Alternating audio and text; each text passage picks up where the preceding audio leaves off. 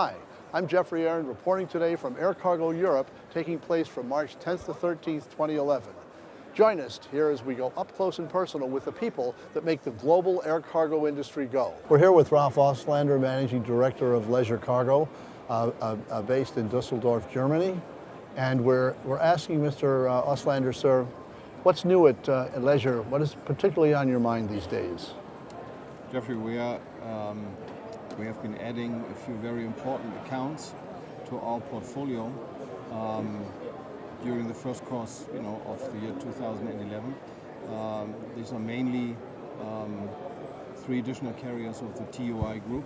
Yeah. And it is our top priority right now to try to consolidate whatever capacity is there and line this up with the service which is being offered by our other mandate carriers, and that is a substantial capacity which has been added roughly between 25 to 30,000 tons on an annual basis, and you can imagine what kind of detailed work is necessary to come up with a good game plan in order to really make this work. Yeah.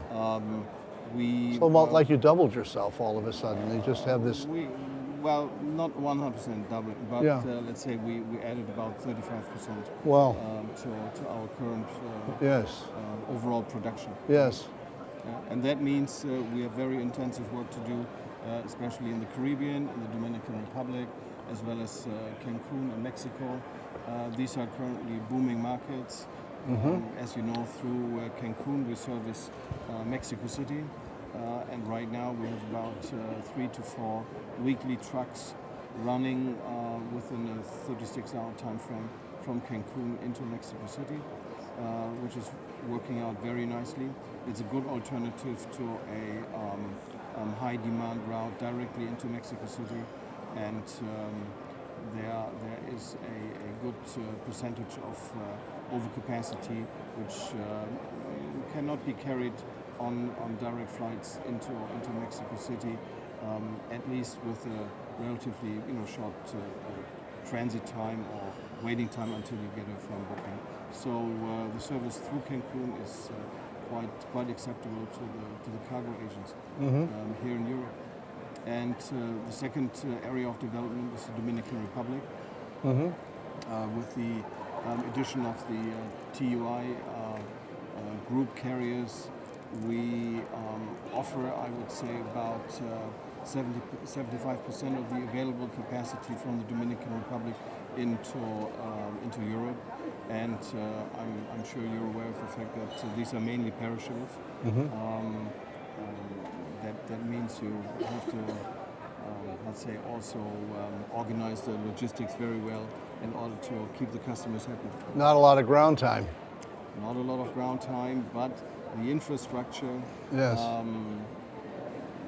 Being, let's say, in an area where the focus is, of course, on passengers, on guests which are spending beach time in the Dominican Republic, the infrastructure at these airports is, in many cases, very limited. Yes. So how does the combination of leisure cargo work with each other? I guess you're able to advance your technologies in one place and then apply them across the board.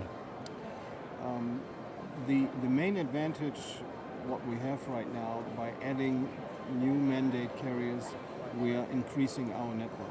Yes. And if you look at the nature of the touristically orientated carriers operating from Europe, yes. they all service the same destinations. Yes. So that means for us, once we're established at a certain destination, adding 1 or 2 or 3 more carriers to our portfolio yes. Does not mean that we have to reinvent the wheel at certain destinations. We can just base our whole logistic approach on the already available office infrastructure, sales infrastructure. That makes it very easy to add additional mandate carriers quickly to the fullest satisfaction of the carrier, respectively the cargo agent. So a rising wind lifts all carriers. That's true. Yeah. Now tell me, sir, which markets are particularly, aside from the Latin American market, which I know you've been interested in developing for some time, what other markets do you see as prospering and also developing in 2011 as we speak? Over the last couple of years, especially Air Berlin has added flights into the Southeast Asia region. That means mainly into Thailand. Right. As well as with the start of the year 2011, year-round services into Dubai. With Air Berlin, we offer approximately 12 to 14 flights a week into Thailand.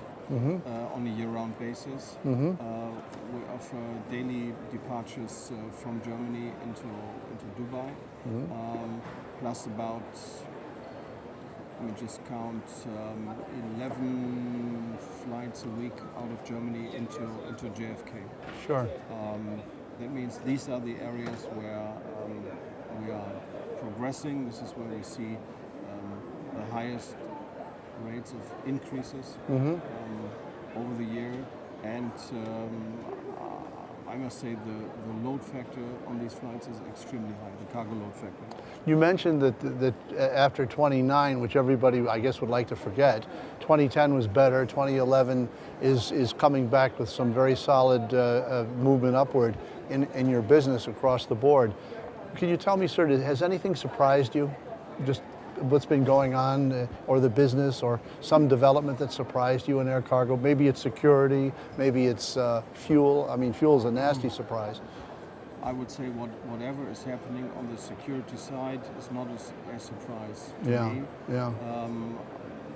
I think it's a natural development to beef up the security side of air cargo. Yeah. What surprised me in 2010 was, I would say, the relatively quick recovery of the market. Yes. Considering the way we went down in 2009, Sure. the recovery in 2010 was remarkable, and we still see that this recovery is continuing in 2011. And I'm also quite sure that the rate level, at least what we had in 2008, we will be able to reach again by the end of 2011, despite the rises in fuel prices. Yes. And any security issues which we have to face. Yeah. Well, maybe happy days are here again. Maybe happy days are here again, and we hope that they stay. Thank you very much for speaking with us today. Thank you. Information on developing air cargo topics, go to www.aircargonews.com. If you'd like a free subscription to Air Cargo News and to our thrice weekly publication Flying Typers, write to me, Jeffrey, at aircargonews.com. In the meantime, thanks for watching, and keep 'em flying.